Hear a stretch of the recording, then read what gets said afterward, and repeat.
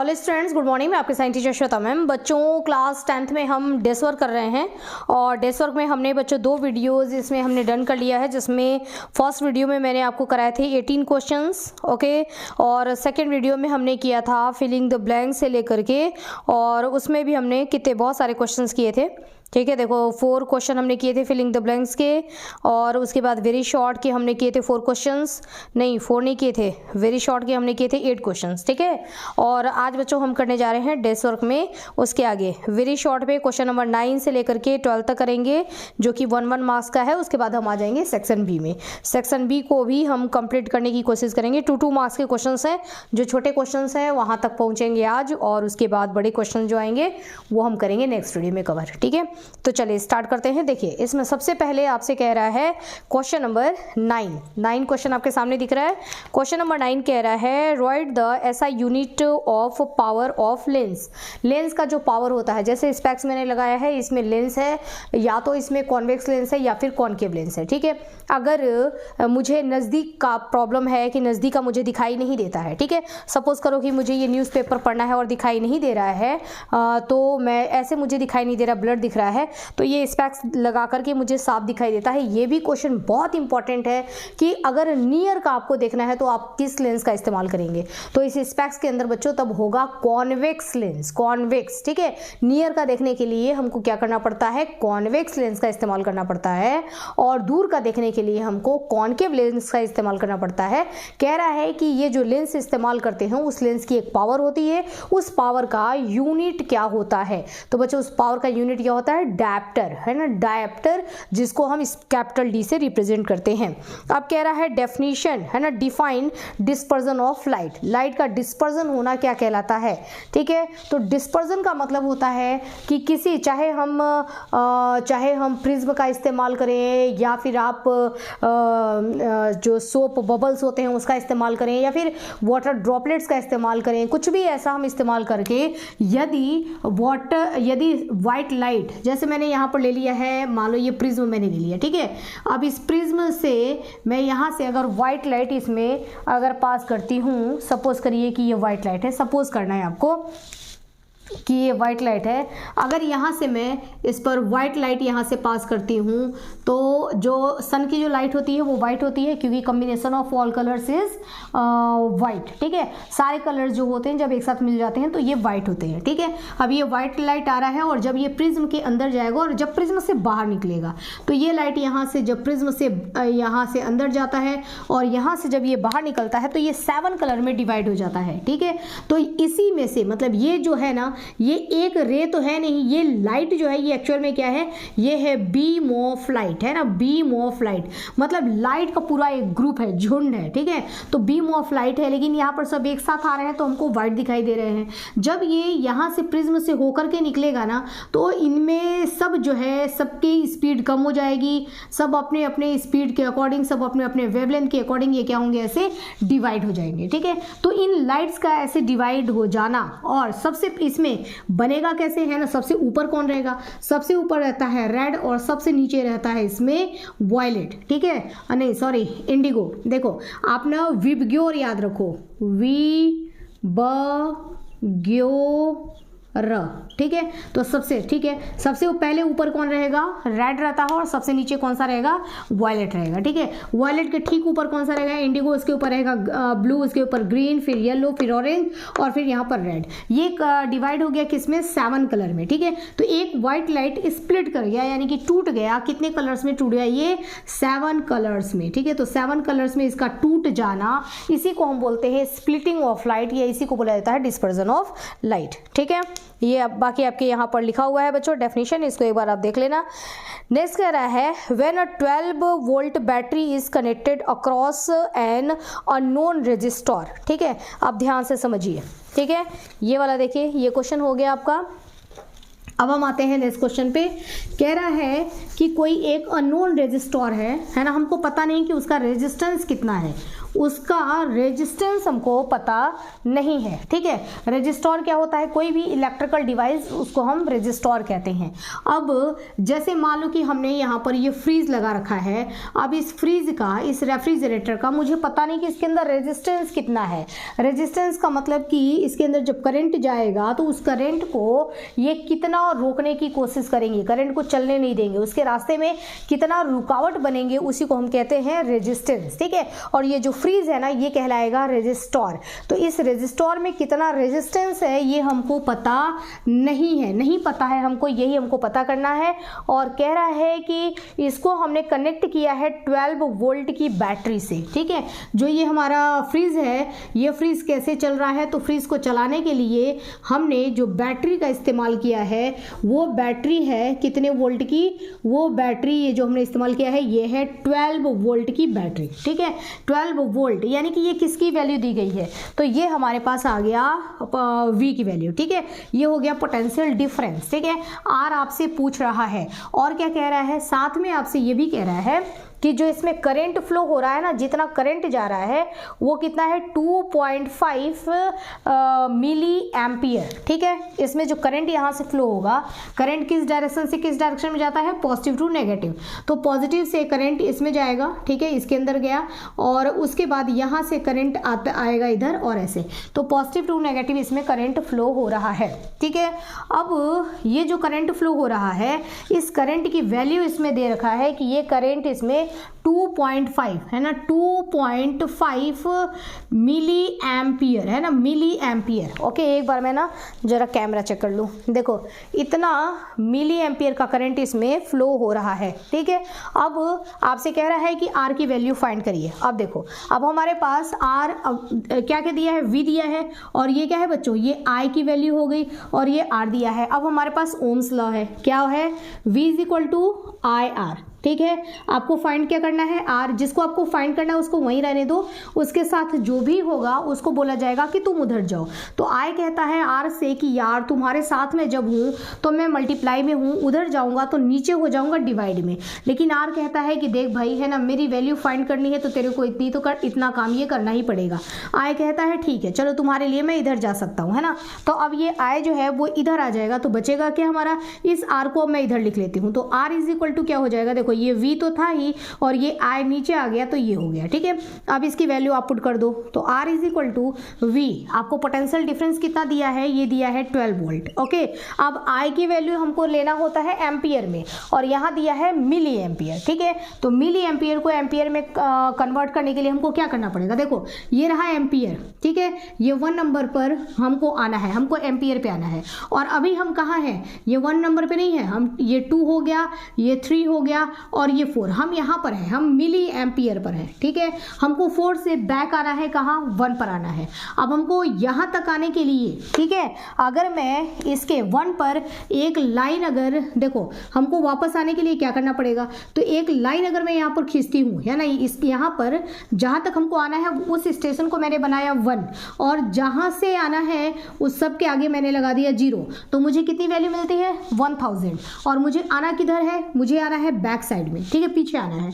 जब मैं पीछे आऊंगी और मेरे पास वैल्यू आ गई 1000 और आना है मुझे पीछे, तो क्या करना पड़ेगा, 1000 से डिवाइड करना पड़ेगा। तो हमारे पास वैल्यू कितना दिया है, ये दिया है 2.5। ठीक है, 2.5 और डिवाइडेड बाय, अब देखो इस मिली एम्पियर को हम जब डिवाइड कर देंगे तो हम यहाँ आ जाएंगे नंबर 1 पे, 4 से आ जाएंगे हम नंबर 1 पे और आ जाएंगे एम्पियर में, और हमको आना है यही एम्पियर में हमको आना है। तो हमको क्या करना पड़ेगा, 2.5 को 1000 से डिवाइड करना पड़ेगा।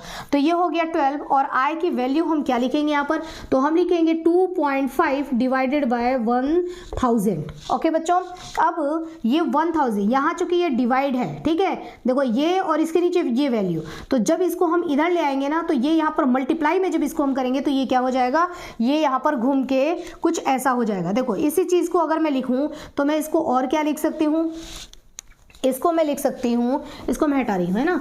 देखिए इसको मैं कैसे लिख सकती हूँ, इसको मैं लिख सकती हूँ R इज इक्वल टू देखो ये लिख दूंगी मैं 12, है ना, और ये यहाँ से ऐसे ये इस तरीके से हो जाएगा, 1000 हो जाएगा ऊपर और 2.5 हो जाएगा नीचे, ठीक है। इसको पॉइंट आपको हटाना है, पॉइंट आपको अगर हटाना है तो आपको क्या करना पड़ेगा, ये पॉइंट यहाँ से यहाँ शिफ्ट होगा, ये पॉइंट यहाँ से यहाँ शिफ्ट हो रहा है, तो कितने डिजिट को ये क्रॉस कर रहा है, केवल एक डिजिट को, ठीक है, एक डिजिट को, डिजिट नहीं, 1 डिजिट को ये क्रॉस कर रहा है, यानी कि केवल ये 5 को क्रॉस कर रहा है, ठीक है।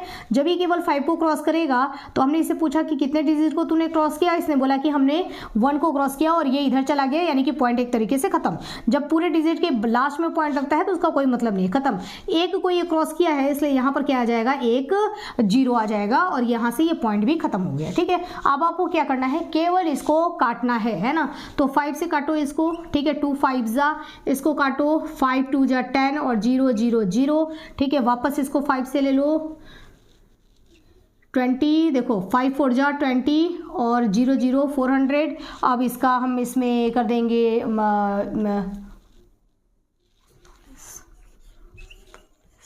ठीक है ना, इतना। और ये क्या आ रहा है, R is equal to, R की यूनिट क्या होती है बच्चों, R की यूनिट होती है ओम। तो आंसर क्या आ गया हमारा 4800 ओम। एक बार देखो कितना आ रहा है आंसर, ठीक है, ये देखो आंसर आ गया हमारा 4800 ओम, है ना। ये जो है ये इतना ओम, हमको यही चीज़ तो पता नहीं था ना कि ये जो हमारा इलेक्ट्रिकल डिवाइस है ये इसके अंदर रुकावट कितनी मिलेगी करंट को, तो वो हमने यहाँ पर ये फाइंड कर लिया, ठीक है। आप स्क्रीनशॉट लेना चाहें तो ले ले। उसके बाद हम आ जाते हैं नेक्स्ट क्वेश्चन पर। नेक्स्ट क्वेश्चन कह रहा है right any 2 properties of magnetic field lines, ठीक है। देखिए हमको मैग्नेटिक फील्ड लाइंस के किसी 2 प्रॉपर्टीज के बारे में बात करना है। आपके पास मैग्नेटिक फील्ड लाइंस के बहुत सारे प्रॉपर्टीज हैं, मैंने आपको बताया था, उसमें से केवल 2 पॉइंट आप बता दो कोई सा भी, ओके।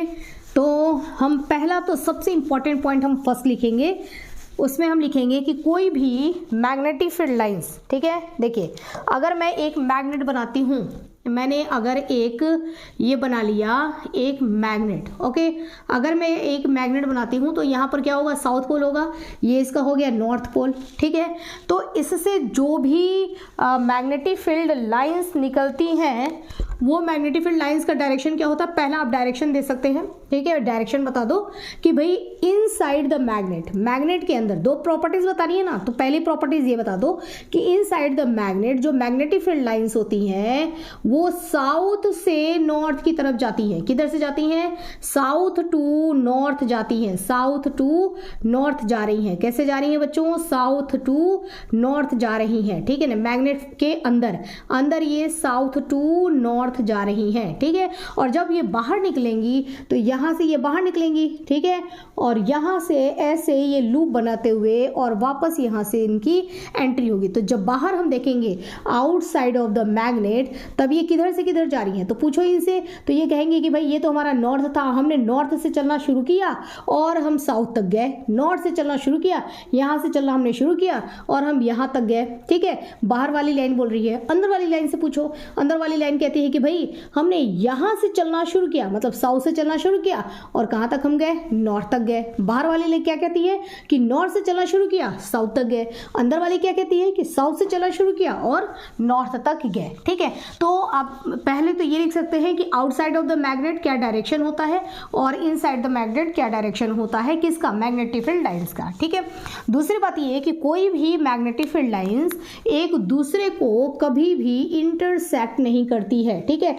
ये लूप बनाएगी और ये लूप ऐसा कभी भी नहीं होगा, बहुत बारीक बारीक भी लूप बनेगा, तो ऐसा कभी भी नहीं होगा कि ये 2 लाइनें एक दूसरे को कैसे भी करके एक दूसरे को ये इंटरसेक्ट कर दें, है ना, मतलब एक दूसरे को ये कट करके निकले, कभी भी ऐसा नहीं होगा। क्यों ऐसा नहीं होगा, क्योंकि जो मैग्नेटिक फील्ड लाइंस होती हैं वो डायरेक्शन बताती हैं, तो एक बार में तो एक ही डायरेक्शन बताया जाएगा ना। यहाँ पर अगर हम कोई डिवाइस रखते हैं कि भाई डायरेक्शन हमको बताओ, है ना, तो एक बार में एक आदमी 2 डायरेक्शन डायरेक्शन में कैसे जा सकता है? एक ही आदमी है, तो एक ही आदमी है, अगर मैं जा रही हूँ तो या तो मैं ईस्ट की तरफ जा रही हूँ या फिर मैं वेस्ट की तरफ जा रही हूँ। मैं एक ही हूँ तो मैं डिवाइड होकर के दो डायरेक्शन में तो जा नहीं सकती।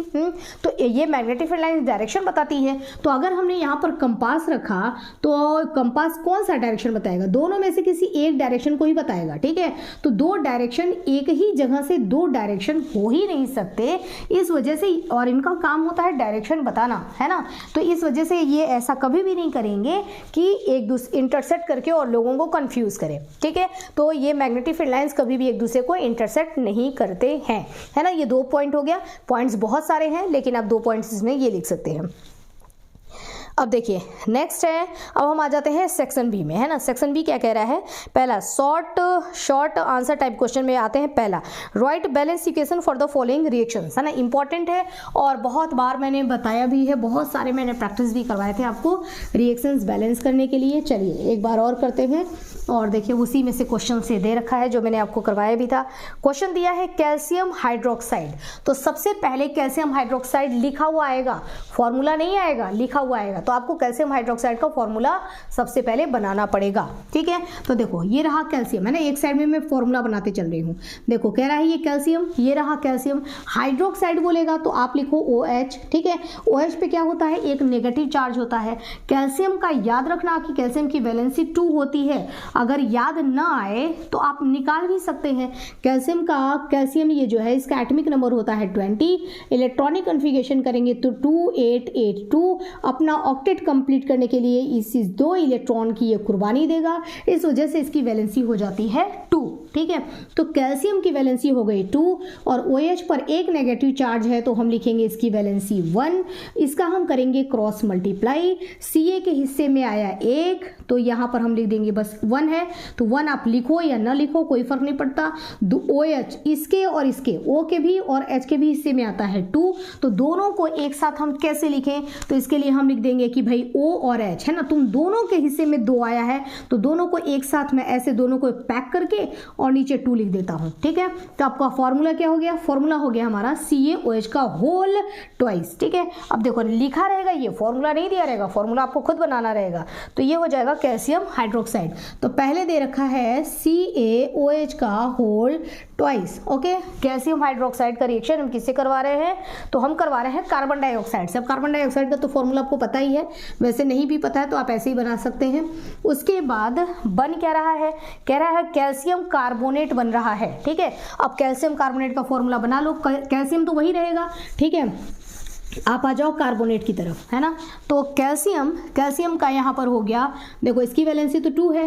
कार्बोनेट को याद रख लो कि कार्बोनेट क्या होता है? CO3 माइनस माइनस, इसको हम बोलते हैं कार्बोनेट। CO3 माइनस माइनस होता है कार्बोनेट, ये चीज आपको याद रखना है। अब इसकी वैलेंसी हो गई 2, इसके ऊपर कितने नेगेटिव चार्ज हैं? 2 हैं, तो 2 हम लगा देंगे।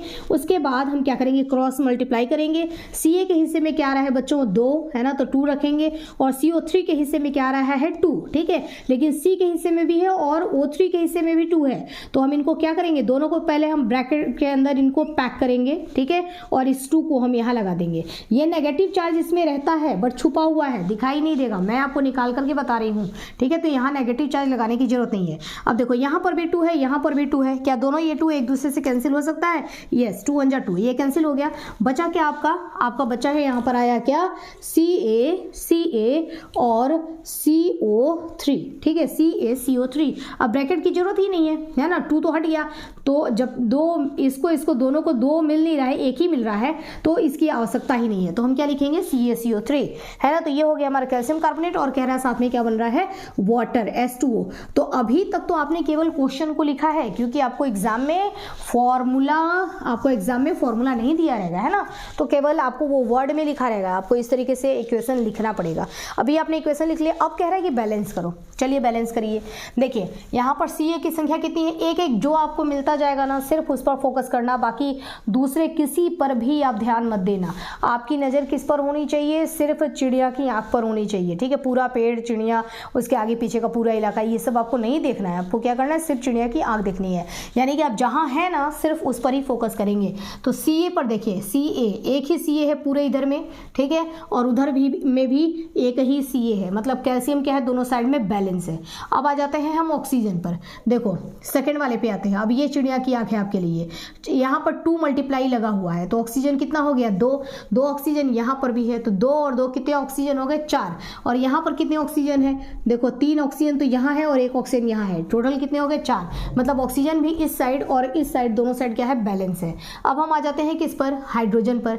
हाइड्रोजन की संख्या यहाँ पर कितनी है बच्चों, 2 है। ठीक है, इधर हम देखते हैं हाइड्रोजन, यहाँ पर हाइड्रोजन की संख्या भी 2 है। हाइड्रोजन भी दोनों साइड में क्या है, बैलेंस है।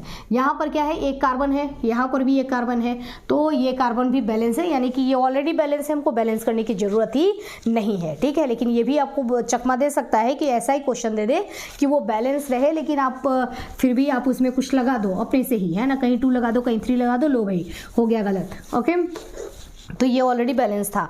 अब दूसरा आपसे क्वेश्चन कह रहा है कि पहले है जिंक, है ना, तो जिंक तो अकेला ही है, तो Zn लिख दो, कोई दिक्कत नहीं।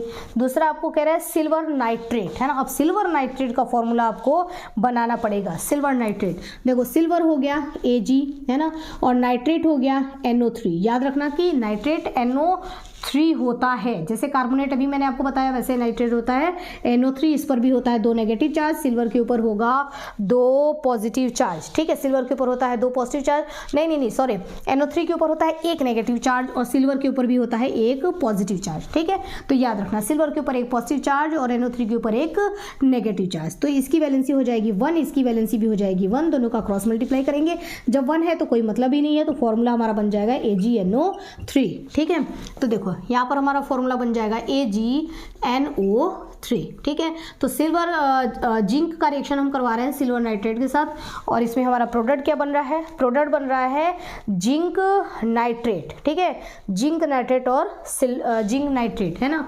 तो चलिए जिंक नाइट्रेट आपको बनाना है। ओके, तो हम क्या करेंगे, कैसे बनाएंगे फॉर्मूला, जिंक नाइट्रेट, सबसे पहले हमको जिंक को रखना है, फिर हमको नाइट्रेट को रखना है। नाइट्रेट मतलब NO3-। ठीक है, और जिंक की वैलेंसी होती है बच्चों 2, याद रख लो। ठीक है, Zn++ होता है, इसकी वैलेंसी होती है 2, इसकी वैलेंसी होती है 1। अभी मैंने आपको बताया, दोनों का करेंगे क्रॉस मल्टीप्लाई, तो Zn के हिस्से में आता है 1 और NO3 के हिस्से में आता है 2। ठीक है, तो NO3 को हम करेंगे सबसे पहले पैक, उसके बाद हम यहाँ पर लगा देंगे 2, तो यहाँ पर हो जाएगा हमारा ZnNO3 का होल ट्वाइस। ओके, और प्लस कह रहा है, क्या कह रहा है प्लस आपको, कि सिल्वर यहाँ पर अलग हो गया। ठीक है, हो गया यहाँ पर Ag। ओके, अब इसको बैलेंस करो। बैलेंस करने में वही चीज़ आपको स्टार्टिंग से एकदम एक एक को देखना है। देखो यहाँ पर एक Zn है, यहाँ पर भी एक Zn है, बराबर है। यहाँ पर एक Ag है, यहाँ पर भी एक Ag है, बराबर है। यहाँ पर एक N है और यहाँ पर कितने N है, 2। देखो ब्रैकेट लगा है ना, तो ये 2 इसके लिए भी है। ठीक है, इसके लिए भी ये 2 है, तो यहाँ पर N कितना है 2, यहाँ पर N कितना है 1। पहले जो अब आपको मिला ना उसको बैलेंस करो, तो उसके लिए हमने लगा दिया यहाँ पर 2। हम बीच में नीचे यहाँ नीचे नहीं लगा सकते, हमने 2 लगा दिया यहाँ आगे। जब हमने यहाँ 2 लगा दिया तो N तो हो गया हमारा बैलेंस। ठीक है, देखो नाइट्रोजन यहाँ पर 2 हो गया और यहाँ पर भी नाइट्रोजन 2 हो गया। Okay done. अब आ जाओ तुम ऑक्सीजन पर, अभी जो बिगड़ा उस पर ध्यान मत दो। अब आ जाओ ऑक्सीजन पर। ऑक्सीजन कितना हो गया, देखो 3 तो यहाँ है और 2 ये जो मिला है ना, ये 2 इसको भी मिला, इसको भी मिला, इसको भी मिला, तो 3 2 जा 6। ऑक्सीजन कितने हो गए, 6 हो गए। ये जो 2 यहाँ पर आपने लगाया ना, वो 2 इसमें 3 लोग हैं, है ना, ये है, ये है, ये है, तीनों को ही ये 2 मिलने वाला है। ठीक है, तो ऑक्सीजन का मल्टीप्लाई करेंगे तो कितना हो गया 6। यहाँ पर ऑक्सीजन 6 है और यहाँ पर देखो 2 है और यहाँ 3 है, दोनों का मल्टीप्लाई करेंगे तो ऑक्सीजन कितना हो गया 6। यानी कि ये सब बैलेंस हो गए। एक यहाँ पर 2 लगाने से बिगड़ा कौन है, सिर्फ बिगड़ा हमारा Ag, क्योंकि यहाँ पर Ag कितना हो गया 2 और वहाँ पर Ag कितना है 1, तो हम क्यों ना इसके आगे भी 2 लगा दे, तो लो भाई Ag भी हमारा हो गया बैलेंस और बाकी इसमें सब बैलेंस है। ठीक है, तो तराजू में ये और ये दोनों क्या हो गए, बैलेंस। इस तरीके से बच्चों हम रिएक्शन को करेंगे बैलेंस। ठीक है, अब हम आ जाते हैं, इसको मैं रब कर दूं, है ना, इसको मैं रब करके और अब बढ़ते हैं आगे। आगे आपसे क्या कह रहा है, कह रहा है कि एक मेटल है और उस मेटल का किसी एसिड, कोई एसिड दे रखा है, अभी देखा मैंने, कोई एसिड दे रखा है जिसके साथ उसका रिएक्शन करवा रहे हैं, यही है ना, हाँ देखो कह रहा है which gas is produced on zinc reaction with sulphuric acid. Zinc का रिएक्शन, जिंक क्या है हमारा मेटल है, ठीक है, जिंक क्या है एक मेटल है और इसका रिएक्शन हम करवा रहे हैं एसिड के साथ। जब मेटल का एसिड के साथ रिएक्शन करवाते हैं तो एकदम ध्यान रखना कि हाइड्रोजन गैस रिलीज होता है, ये बात आपको कभी भी भूलना नहीं है, ठीक है, हाइड्रोजन गैस रिलीज होता है। यहाँ पर मेटल की जगह पे क्या ले लिया है, जिंक ले लिया है, एसिड की जगह पे क्या ले लिया है, H2SO4 ले लिया है, ठीक है, और गैस कौन सी रिलीज हो रही है, हाइड्रोजन गैस। कह रहा है कि ये जो हाइड्रोजन गैस, जो गैस रिलीज होगी, क्या आप उसको आइडेंटिफाई कर सकते हैं, क्या आप कह सकते हैं पक्का 100% कि ये हाइड्रोजन गैस ही रिलीज हुआ है? हम बिल्कुल 100% कह सकते हैं कि हाइड्रोजन गैस रिलीज हुआ है, ठीक है, क्योंकि ये जो हाइड्रोजन गैस रिलीज हुआ है ना, इस हाइड्रोजन गैस को आप कुछ ऐसी व्यवस्था करो कि ये हाइड्रोजन गैस बबल्स के फॉर्म में निकले, ठीक है। अब मान लो उस हाइड्रोजन गैस को मैंने पास किया इधर, ठीक है, और ये देखो इसमें मैंने सोप सोल्यूशन रख लिया है और यहाँ से होते हुए इस हाइड्रोजन गैस को मैं यहाँ से निकाल रही हूँ। तो ये हाइड्रोजन गैस जब यहाँ से निकलेगा तो एक बुलबुले के रूप में निकलेगा बबल्स में, और हाइड्रोजन गैस इसके अंदर भरा हुआ है, ठीक है। अब मुझे क्या करना है, ज़्यादा कुछ नहीं, लाइटर है ना, या तो लाइटर का इस्तेमाल करो या फिर माचिस का इस्तेमाल कर लो। वो जलता हुआ माचिस मैं इसके सामने अगर ले जाऊंगी तो इसके अंदर जो हाइड्रोजन गैस होगा ना, वो इस फ्लेम की वजह से, इस आग की वजह से फटाक से ये जलेगा, और जलेगा तो एक साउंड आएगा ऐसे, है ना, ऐसा साउंड आएगा, इसको हम बोलते हैं पॉप साउंड, है ना। तो ये क्या होगा, एक पॉप साउंड प्रोड्यूस करके और ये जल जाएगा। अगर ऐसा हुआ, पॉप साउंड दिया, तो समझ जाना कि ये हाइड्रोजन गैस ही है, क्योंकि हाइड्रोजन गैस है जो कि हाइड्रोजन गैस ही होता है जो कि पॉप साउंड क्रिएट करता है, ठीक है। तो ये दे दिया इसमें, इसका हो गया क्वेश्चन हमारा। नेक्स्ट है water amphoteric oxide, give example of 2 amphoteric oxide. मैंने कई बार आपको बता दिया एम्फोटेरिक ऑक्साइड क्या होता है, वो ऑक्साइड जो कि एम्फोटेरिक ऑक्साइड है ये, ठीक है। जैसे एग्जाम्पल हम ले लेते हैं कि हमारा एम्फोटेरिक ऑक्साइड, 2 एग्जाम्पल तो एकदम आप याद रखो, ये हर जगह आएगा, है ना। एक तो हो गया Al2O3, ये हमारा एम्फोटेरिक ऑक्साइड है, और दूसरा सेकंड आप याद कर लो, आप सेकंड याद कर लो ZNO, ठीक है। ये हमारा इसमें ऑक्साइड है ना, ये रहा ऑक्साइड, ठीक है। तो ये दोनों ही क्या है, ये हमारा ये Al2O3 और ये ZNO, ये दोनों क्या है, एम्फोटेरिक ऑक्साइड है। What is amphoteric oxide? Amphoteric oxide वो होता है कि इनके सामने अगर कोई एसिड आ जाए, ठीक है, ये देखो इनके सामने अगर ये कोई एसिड आ जाए, ठीक है, तो ये कैसा बिहेव करते हैं, अगर कोई एसिड आ गया, ठीक है, ये एसिड है ना, अगर कोई एसिड तेज होता है ना, तीखा होता है, तो अगर कोई एसिड आ गया इनके सामने तो ये खुद कैसे बिहेव करेंगे, ये बन जाएंगे बेस, ठीक है, ये खुद जो है ना बेस बन जाएंगे, ठीक है, बेस बन जाते हैं। लेकिन अब भाई इनके ब्रदर अगर आ गए, ठीक है, यहाँ पर कौन आ गया, अब यहाँ पर आ गए इनके ब्रदर देखो, अब इनके ब्रदर खड़ूस से इनके ब्रदर आ गए, ओके। अब ये हैं, देखो ये एकदम खड़ूस से ब्रदर एकदम टकले हैं, ठीक है, यहाँ पर बस थोड़े से इनके बाल हैं, और ये अगर खड़ूस से और ये हैवी पर्सनालिटी वाले इनके ब्रदर आ गए, ठीक है, तो अब इनके सामने ना ये क्या बन जाएंगे, ये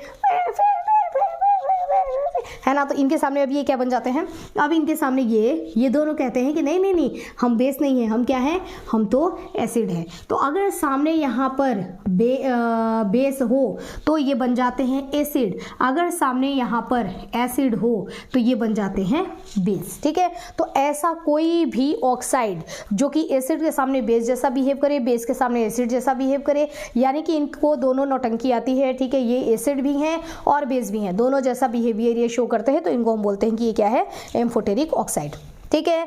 ये देख लो, हो गया। नेक्स्ट क्वेश्चन इसमें कह रहा है, और ये एग्जांपल भी मैंने आपको दे दिया है, एल्युमिनियम ऑक्साइड और जिंक ऑक्साइड, है ना।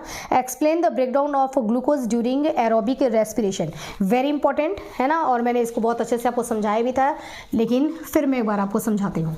इसको हटा दूँ, रब कर दूँ। देखिए अब हम आ जाते हैं किस पर, अब हम आ रहे हैं एरोबिक रेस्पिरेशन आपको बताना है, ठीक है। देखिए एरोबिक रेस्पिरेशन क्या होता है बच्चों, तो ध्यान से समझेंगे। एरोबिक रेस्पिरेशन का मतलब होता है कि ग्लूकोज को ऑक्सीजन के प्रेजेंस में आप तोड़ रहे हैं, ठीक है। ब्रेकडाउन ऑफ ग्लूकोज तो हो रहा है, ये हमारे पास ग्लूकोज है C6H12O6, ये ग्लूकोज है, उसको हम O2 के प्रेजेंस में अगर हम तोड़ते हैं तो इसको हम बोलते हैं एरोबिक रेस्पिरेशन। और अगर यहाँ पर ऑक्सीजन नहीं रहता है तो इसको हम बोलते हैं एनाइरोबिक रेस्पिरेशन। फिलहाल ये हमारा कौन सा रेस्पिरेशन है? एरोबिक रेस्पिरेशन है। ओके, अब बनेगा क्या? प्रोडक्ट बनेगा इसमें CO2 और प्लस H2O। इन दोनों से ही हमको कोई मतलब नहीं है, हमारा मेन प्रोडक्ट जो है जो बन रहा है वो है क्या? वो है एनर्जी, ठीक है। यहाँ पर ATP है ना, ATP की एनर्जी बनती है, और कितनी एनर्जी बनती है? तो ये 36 या 38 ATP की एनर्जी का हमको यहाँ पर प्रॉफिट मिलता है। ये जो हुआ ना, ये एरोबिक रेस्पिरेशन है। अब ये होता कैसे है, हमको इसको एक्सप्लेन करना है ना, एक्सप्लेन। तो देखिए एक्सप्लेन करेंगे, एक्सप्लेन करने के लिए हमको सबसे पहले चाहिए सेल, ठीक है। तो हमने ये एक बड़ा सा सेल ले लिया, ठीक है, इसी को आप वर्ड में लिख सकते हैं। ये हमने एक सेल ले लिया, काफ़ी बड़ा हमने सेल बना लिया। ये सेल के अंदर जो भरा हुआ है मटेरियल, ये क्या है? ये है बच्चों साइटोप्लाज्म, ठीक है। ये क्या है? साइटोप्लाज्म है ना, साइटोप्लाज्म। ओके, इसी सेल में आपको मिलेगा, आपकी मुलाकात होगी किससे के साथ? साइटोप्लाज्म, ये हो गया। और इसी सेल में आपकी मुलाकात होगी एक माइटोकॉन्ड्रिया से, ठीक है। बहुत सारे माइटोकॉन्ड्रिया हैं, यहाँ पर हम थोड़ा सा इसको बड़ा बना रहे हैं दिखाने के लिए, ठीक है।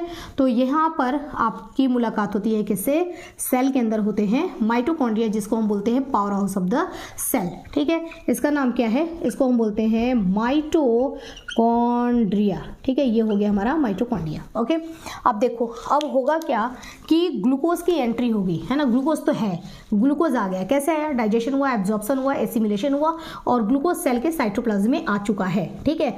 तो C6H12O6 ये रहा ग्लूकोज, ये सेल में आ गया। इसको बहुत सारे एंजाइम्स मिल करके और इसको मारना तोड़ना शुरू कर देंगे, ठीक है। तो ये ग्लूकोज को तोड़ दिया जाएगा दो भागों में, है ना। सबसे पहले सब मिल करके तोड़ेंगे तो ये दो भागों में टूट जाएगा। 6 कार्बन है ना, तो 3 कार्बन अलग और 3 कार्बन अलग, 3 कार्बन का एक कंपाउंड 3 कार्बन का बनेगा।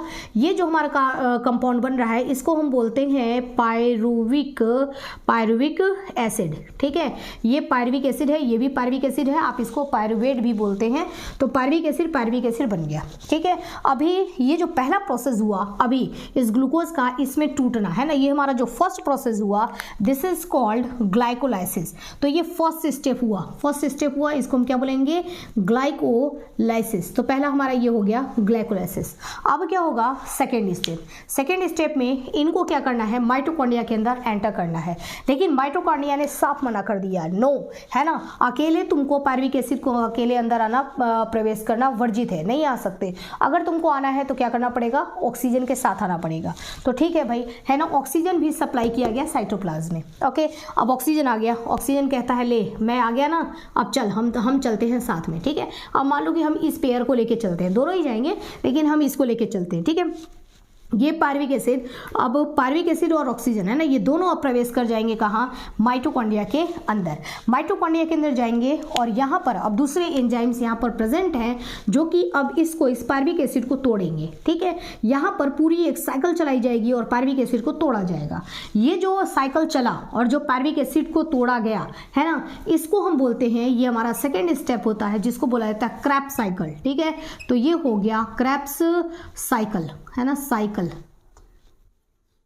ये देखो, ये हमारा सेकेंड स्टेप है, ठीक है। ग्लाइकोलाइसिस ये हमारा फर्स्ट स्टेप था और ये क्रेब्स साइकिल ये हो गया हमारा सेकेंड स्टेप, ठीक है। 2 स्टेप्स हुए। उसके बाद क्या होता है? इसी के अंदर ये जो आपको दिखाई दे रहा है ना, ये है ना, इसको हम बोलते हैं क्रिस्टी, ठीक है। ये चीज, ये जो दिखाई दे रहा है माइटोकॉन्ड्रिया में स्ट्रक्चर, इसको बोला जाता है क्रिस्टी। क्या बोलते हैं? क्रिस्टी। इस क्रिस्टी के ऊपर भी बहुत सारे एंजाइम्स प्रेजेंट होते हैं और इसके ऊपर जो है ना, ये हमारा ऑक्सीसोम भी पाया जाता है।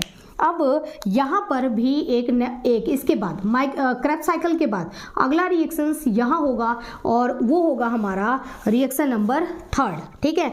तीसरा रिएक्शन होगा जिसको हम बोलते हैं ETS, है ना, ETS का फुल फॉर्म होता है इलेक्ट्रॉन ट्रांसपोर्ट